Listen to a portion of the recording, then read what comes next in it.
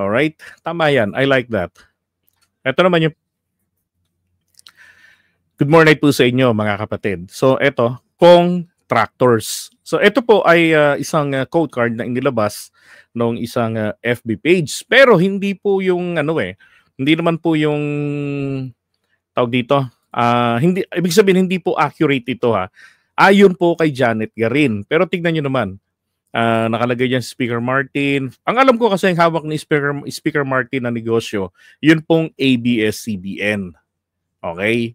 Parang malaki yata yung share niya doon sa ABS-CBN. Pero alam ko nag-divest na sila eh. Kasi ganito yan, kung meron kang mga negosyong hawak, dapat magda-divest ka. Kasi ipinagbabawal yan.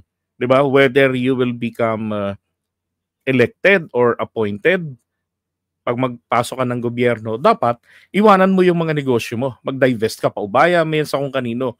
Bala ka ng malugi. Diba? Kumbaga, mamili ka. Magsisilbi ka sa taong bayan o magsisilbi ka sa iyong bulsa. O, ganun yun. Diba? Pero sabi nga po ni Janet Garin. Sinasabi ni Senator Ping Lacson, nakausap ko rin kasi siya. Sabi nga niya, meron siyang kakilala na nasa Kongreso who's counting the possible contractors inside. Ito naman sinakyan kung sino-sinong pangalan ang nilagay doon, alleging that these were names mentioned by Senator Ping. Okay, so yun, maliwanag ha. Kinausap niya si Senator Ping Lacson, tapos, pati ho si Senator Ping Lacson, nagulat. Iba-iba yung mga pangalan na inilagay. In fact, hindi naman totoo.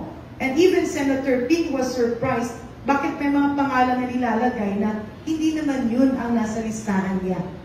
So kung tingnan mo, pwede kasi itong diversionary tactic ng mga talagang involved. That's one. Pwede rin diversionary tactic ng mga kalaban sa politika. Tama yun. I agree. Okay.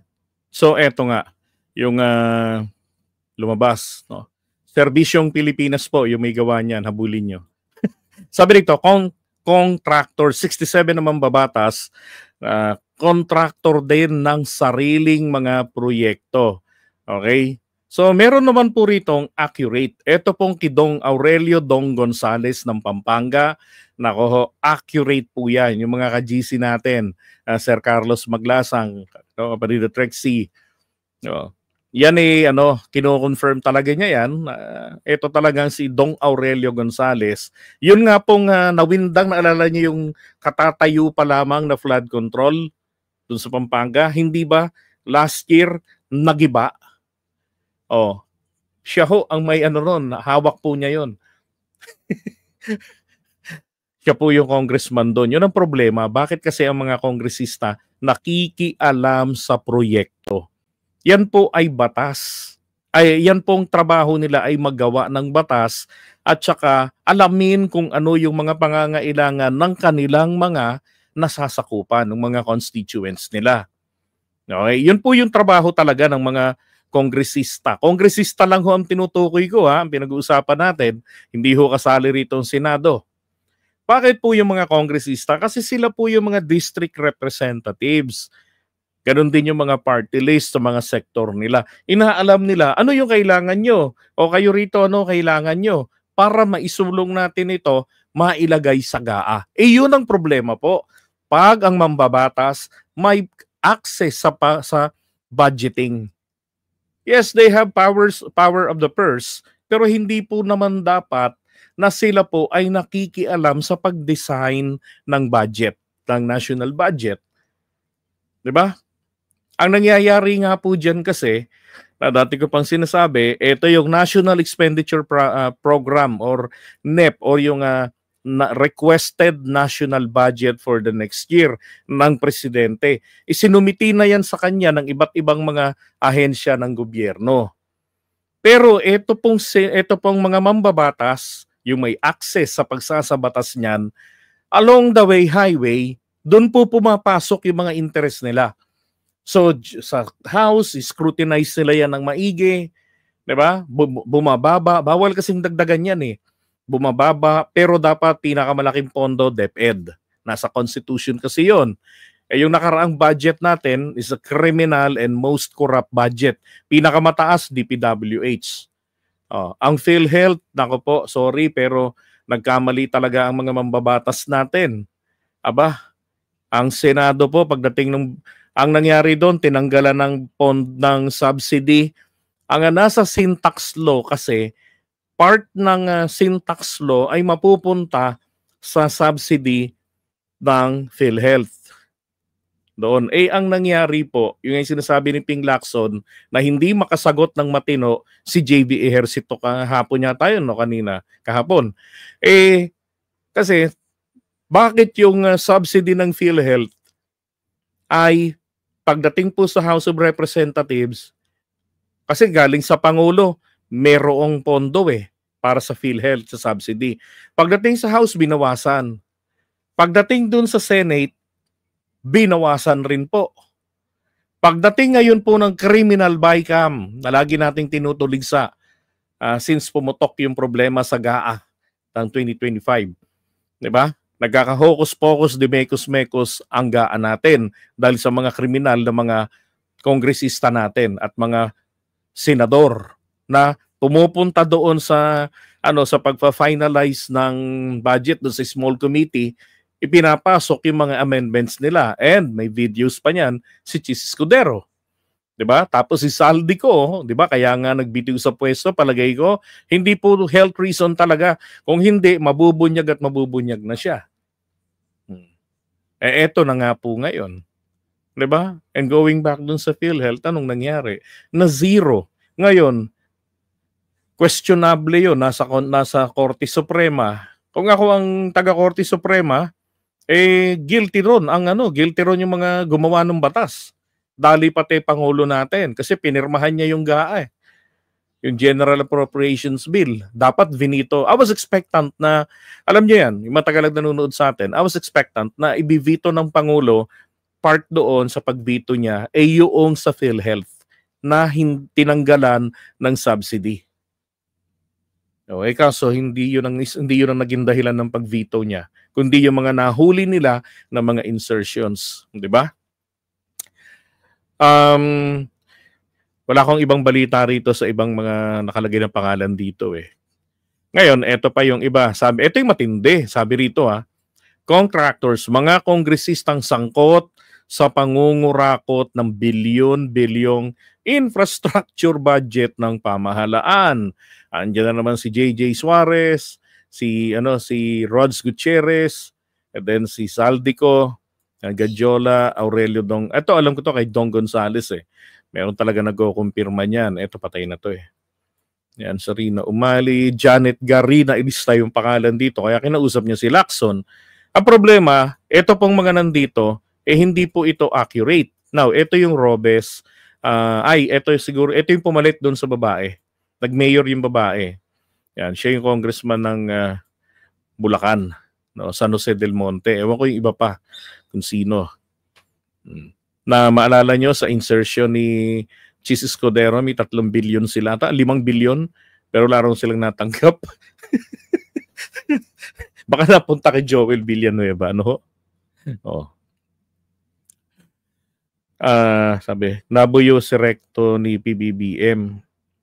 Nabuyo ni Recto si PBBM sa PhilHealth. Hindi po. Hindi po kasi si PBBM ang gumawa po ng batas natin. Okay, ulitin ko lang. Nung nag-submit sina PBBM ng NEP, yung National Expenditure Program, yung requested budget for the next year, may pondo po ang PhilHealth. Yung pondo lang na tinutukoy ko, yung yung subsidy. Na ipinambabayad po sa mga bayarin ng mga ibang covered members, katulad ng mga senior na mga wala namang kakayanan ng magbayad. Yun po yung mga pang-abono ron. Yung mga members ng SK, yan po nanggagaling yung pambayad nila. Kung ang tinutukoy niya naman doon, yun pong 96 96.5 billion, iba pong bagay yun. Hindi po, wala pong kinalaman yun sa paggawa po ng budget. Ngayon, going back, ang binabanggit dito, ito ho yung mga mambabatas daw. So ito po, Di ba si PBBM kahapon naglabas ng top 15 contractors na nakakakuha po ng pinakamaraming flood control projects dito sa Pilipinas. Okay, gusto ko lang ding linawin kasi di ba may background ako dati sa construction. Kasi yung company pinasukan ko, si boss meron 2 kumpanya. Yung isa para sa mga interior design, sa mga ganun lang. Yung isa naman ay sa construction. No. So doon po sa construction, para makakuha ka ng mga national projects, yung malalaki, ay kailangan pumasok ka roon sa category na AAA or quadruple A. So ito pong mga kumpanya na to, yan po ay mga AAA or quadruple, 4 na A, yung kanilang categories. So hindi po nakapagtataka, para sa akin hindi nakapagtataka na sa nationwide, nakakakuha sila. Diba? Kasi, halimbawa, kunwari, Sorsogon, nagpa-bidding. Oh, malaki yung budget. Sinasabi rin kung anong category kailangan namin, quadruple A or triple A. So, halimbawa ako, JDB Construction, sali ko, quadruple A ako Sali ko, nagpa-bidding sa Ilocos Norte, yun din ang kailangan, sasali ko. Ganun po yun, nakakwalify po sila. Okay, so kahapon, wala rin naman binanggit ang Pangulo na may corruption itong mga mga kumpanya na yan. Okay, wala po. Pero ang kapansin-pansin dito, ito pong Sunwest, ito ay pag-aari po nito ni Saldico. Yan. Pag-aari niya yung Sunwest. Ayan o. Bilyong flood control contracts dumaloy sa kumpanyang itinatag ni dating Appropriations Chair Saldico ayon sa datos. Imagine pang siya, top pang 7 yata, 1, 2, 3, 4, 5, 6, 7, 8. Grabe. Alam nyo, ako nga, sabi ko sana dapat ilabas na po ni Senator Ping Lacson yung mga pangalan ng mga 67, pero may iba pa daw ron lagpas 67 pa raw yan, na mga contractors. Na sila na yung kumukontrata, sila na yung kontratista ng sarili nilang proyekto. Alam niyo ba ang dahilan kung ba't po nangyayaring sila na yung kumukontrata? Kasi po, kaya sila yung kumukontrata na dahil para daw po makatipid.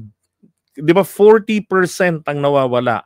Bibigyan mo si mayor, si vice, yung mga konsehales, bibigyan mo yung kapitan ng barangay, bibigyan din pati yung mga kagawad. Bibigyan mo sina kapitan, di ba? At sina kakawad. Sabi ko lang salita, magnanakaw yun ibig sabihin ng kakawad. Di ba? Lahat na bibigyan. So ano mangyayari kung ikaw ang contractor? Titipirin mo ngayon yung trabaho, yung proyekto. Halimbawa ang kalsada na dapat ay may bakal dahil malambot yung lupa. Di ba? Kasi yung 2 bagay yan Pagka naggagawa ng kalsada, tinitignan doon yung lupa. Kung ito bang lupa na ito ay matigas. Then, pwedeng semento lang na matibay, makapal, mga 5 inches or 6 inches yung taas, yung kapal. Pero, kung ito naman po'y malambot, yung klase ng lupa, then, obligado sila na maglagay ng mga bakal dun sa kalsada. Meron kaming nadaanan yan kahapon sa araw sa somewhere in Rizal Province, dahil punta kami ng Fami Laguna ng mga anak ko. Nakamotor kami. Minadaanan kami na construction. Nako, ang ganda ho tingnan, di ko lang nahintuan dahil traffic. Nakakahiyang huminto. Well, tuloy-tuloy yung daloy ng mga sasakyan. Ang sarap hintuan para makuna ng picture kasi may bakal yung kalsada. So yung iba naman required ang bakal. Pero ano hong ginagawa? Bubuhusan yung kalsada ng simento. Tapos, lalagyan ng bakal na 2 metro yung haba. Babarinahan yung kabila. Tapos itutusok doon. Ayos ang buto-buto, di ba? Tapos ngayon, magsisimento na ron sa kabila. Ganun lang kaikli yung bakal. Nakukuha ng picture, nakaabang na bakal. Ay nako. Pero ang totoo, abang lang yon. wala naman talaga. 'Di ba? So, gano'n yung mga nangyayaring corruption. Tapos yung semento ho, ay palagay ko ito na ho yung sagot itong pinaliliwanag ko sa inyo at nangyayari ngayon. Ito na yung sagot sa sinasabi ko palagi, bakit ang kalsada ngayon, kada 3 taon, may expiration date. Ano ba nangyari sa mga civil engineers natin? Bakit gagawa kayo ng kalsada, mga nagtatrabaho sa gobyerno? Ba't kayo gumagawa ng kalsada na good for 3 years lang? 'Di ba? Samantalang yung mga bahay, yung mga building, lagpas ng 40 anyos ang tataas. Hindi naman gumuguho, hindi nag-i-expire. Oh, bakit yung kalsadang nakatihaya? 'Di ba? Sabi dito sa Davao, wala talagang bakal kahit sa Aguinaldo Highway. Nako. Ay, Davao, dito sa Dasma. 'Di ba? Ang purpose kasi niyan, para kapag magbaha, lalambot yung lupa sa ilalim, dadaan yung truck sa ibabaw, mabibiyak ngayon yung semento. Pag nabiyak yung semento, next year, project na yan. May project din yung mga AAA at quadruple. Ay, may racket din yan. Ay, oo naman. May racket din yan. But again, wala naman po kasing sinabing anomalya ang Pangulo natin. So, wag na po nating dagdagan. 'Di ba? Yan. Yung iba nilang project, pinapa-subcontract nila sa mas bababa ang category sa kanila. Alam niyo, para sa akin, wala namang problema ron eh. 'Di ba? Kasi tingnan niyo ha, kapag pinasubcon, kasi kumukuha kami ng subcon. Ang ginagawa namin dati, tinitignan lang, sinusunod lang din namin yung plano, yung specification na required. Sinusunod namin yun. Ganun ang ginagawa namin. Pero kapag sa tingin namin na yung pondo ay patalo, at kahit na mag-adjust ka dyan, hindi na uubra dahil yung main contractor nag-adjust na doon. Nakakaltasan na ng 40%. Ang tinutukoy ko po yung panahon pa po ni Gloria Arroyo when I was a student, way back 2000, 2001, ERAP and Gloria yan eh. Ganun ho yung sistema. Diba? Problema yung mga malalaking truck, overloading capacity, nakakadurog. Yun nga yung sinasabi ko. Bakit gagawa ng kalsada na hindi kakayanin? Anticipated yan, problemang yan eh. Dapat gumawa ng matibay na kalsada. 'Di ba? Lagyan ng masinsin na bakal. O kung anong klaseng concrete ang dapat ilagay doon. 'Di ba? Napag-aaralan yan. Ang problema lamang po talaga, magandang disenyo ng mga engineers pagdating sa implementation dahil nakurakot na. Katulad na lamang po nitong mga flood control projects na to na pinag-uusapan natin ngayon. Ito yung mainit na bali na pinag-uusapan ngayon. 'Di ba? Yung kay Dong Gonzales. Tumumba. Sino ngayon ang mananagot doon? May pinuntahan din si Amina Pangandaman ng DBM. Mukhang ganun din yung problema. Yung flood control, nang ma-finish, pero nasa loob pa ng warranty, medyo yumuko na. Anong gagawin doon? Ihilahin. Kasi nangyari doon, yung tabi po ng flood control na yon, yung bakal na, yung concrete doon, yung pader na yon, meron diyang mga residenteng nakatira. Pagtapos ng baha, na-wipe out silang lahat. Hindi ba dapat magsisilbing protection yan? Ay nangyayari ho, kaya hindi ho nagiging matibay yung mga flood control projects dahil bukod sa SINAM standard, patsi-patsi po. Halimbawa, ilang metro itatayo doon. Dito, dahil walang residente, putol. Tapos doon banda, may mga residente na botante, lalagyan doon. Wala rin. Pag bumaha, 'di ba katulad yung nangyari ho dun sa yung flood control project ni Leni Robredo dati. Doon sa Naga. Nung congresswoman siya, ano nangyari doon? Hindi pala sambuo. Merong parte na merong bakanteng espasyo na hindi na ginawa. Nung umulan, yung tubig doon pumasok, dumaan sa ilalim, nag-slide. Ay nako, yan yung mga nagiging problema, di ba? So kaya dapat nga po talaga ay mabulgar sa taong bayan. Kung sino-sino yung mga salarin, sino-sino yung 67 congressman, pati dyan sa Senate kung meron dyan. Palagay ko ho, kung hanggang ngayon ay mapapatunayan na sila po recently ay involved sa corruption sa flood control, palagay ko ho, dapat mag-resign yung mga yan. O kaya naman po, yung ethics committee nila ng House of Representatives, di ba? Sipain ang miyembro. Kasi wala hong way ang taong bayan para kayo sipain. Hindi kayo impeachable official. Kapalan na lang ng mukha, konsensya na lang ang labanan natin.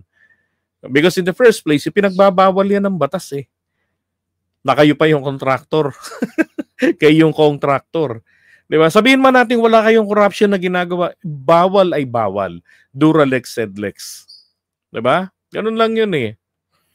Sabi yun, sabay flash sa tarpaulin ng mukha ng politiko na nag-sponsor ko noon ng project. That's correct. May nakita nga ako dati niyan, bago yung panahon ni Pinoy. Nakalatag yung mahabang kahoy, yung nakatayo. Requirement kasi ng COA yun eh.